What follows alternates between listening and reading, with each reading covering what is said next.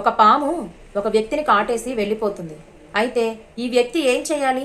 నన్ను కాటేసింది, దీని మీద ఎలాగైనా పగ తీర్చుకోవాలి అని చెప్పి పుట్టల్లోకి తుప్పల్లోకి దాన్ని వెతుక్కుంటూ వెళ్ళి దానిని చంపటానికి ప్రయత్నించాలా, లేదా డాక్టర్ దగ్గరికి వెళ్ళి ఈ గాయాన్ని మానటానికి ప్రయత్నం చేయాలా?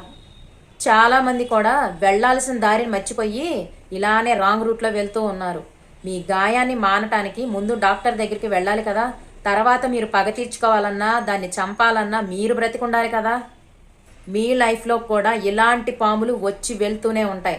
ఆ పాముల మీద పగ తీర్చుకుంటూ ఆ పాములు చేసిన గాయాల్ని గుర్తు చేసుకుంటూ మీరిక్కడే ఆగిపోవద్దు. మీరు ఎలా బతకాలి అంటే ఆ కాటేసిన పాము కుళ్ళి కుళ్ళి కుమిలి కుమిలి ఏడ్చేలా బతకాలి. అందుకు మీరేం చేయాలి? మీ సక్సెస్ వైపు మీ గోల్ ఏంటో ఆలోచించుకొని దాని మీద ఫోకస్ చేసి ఇవన్నింటినీ వదిలేసి మీరు సక్సెస్ అయి వాళ్ళకి చూపించండి. అదే మీ బలం, వాళ్ళ ఓటమి.